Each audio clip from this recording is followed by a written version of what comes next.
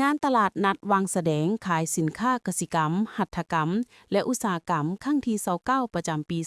2026ของเมืองนาไสทองนครหลวงเวียงจันทน์ได้ปิดลงด้วยผลสำเร็จวันที่16กุมภาพันธ์2026ที่เดินดินเป่าวางบ้านแจ้งสว่างเมืองนาไสทองโดยมีท่านสุริวัลย์พรหมอาไสยเลขาพรรคเมืองนาไสทองท่านบุญซูพระวิเศษประธานคณะกรรมการปกครองเมืองนาไซทองพร้อมด้วยคณะรับผิดชอบจัดงานและภาคส่วนเกี่ยวข้องเข้าร่วมในพิธีดังกล่าวท่านภูเขาคำพิมพ์สอนห้องประธานคณะกรรมการปกครองเมืองนาไซทองกล่าวว่างานตลาดนัดในปี 2026 นี้เป็นครั้งที่29ซึ่งงานพวกเขานี้สามารถจัดขึ้นแต่วันที่12 16 เดือน 2 ปี 2026แต่ว่ามาเบิ่งแล้วการจัดงานตลาดนัดเฮานี้ถือว่ามีความคึกคืนเติบใหญ่ก่อนทุกๆปีปีนี้เป็นปีที่เติบใหญ่เพราะว่า1เป็นปีเฉลิมฉลองวันกองประชุมใหญ่ของเมืองครั้งที่8เนาะแล้วก็กองประชุมใหญ่ขององค์คณะพรรคนครหลวง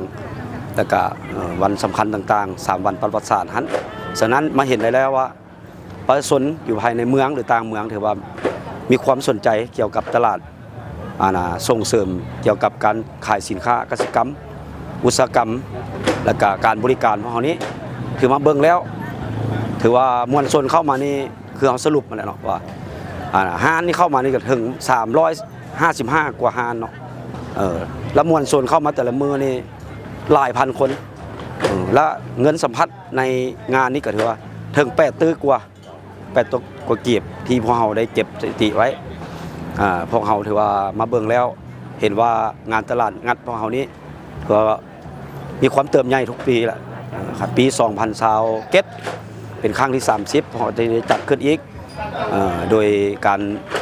นำพาของพรรครัฐพวกเรานี่แหละองค์คณะพรรคเมืองพวกเราที่ได้นำพาให้พวกเราสามารถสุกยูการผลิตเพราะเมืองนาไซทองเป็นเมืองทำการผลิตเนาะเป็นเมืองปลูกเมืองเลี้ยงฉะนั้นสินค้าที่เอามาขายนี่หลักๆเลยเป็นเบียร์ไม้เห็นเราได้แสดงออกถือว่าพวกเราได้ไปสุกยูส่งเสริมการปลูกก็ถือว่าเบียร์ไม้นี่ก็ว่าเป็นจำนวนหลายวันนี้เบิ่งเรื่องการเลี้ยงเขาเบิ่งการเลี้ยงก็เห็นว่าสินค้าเขาเป็นไข่เป็นต่างๆเนาะเป็นธาตุซีนธาตุปลานี่ก็ถือว่าเอามาแสดงอยู่นี่แหละให้มวลชนให้ทางสังคมรู้ว่าพวกเขาได้ส่งเสริมเกี่ยวกับอันที่เขาได้ระบุในแผนพัฒนาของเมืองนั้นพวกเขาถือว่าในปีต่อไปเขาก็สิสืบต่อเอานำสินค้าลักษณะคือเก่าของเขานี่แหละ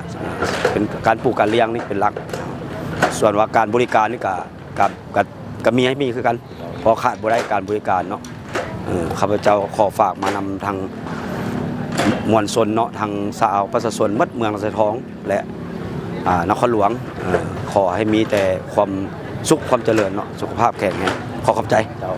โอกาสดังกล่าวในพิธียังได้มอบใบย่องยอให้หัวหน่วยธุรกิจภายในเมืองต่างเมืองและต่างแขวงที่เข้ามาร่วมงานในครั้งนี้ตื่มอีก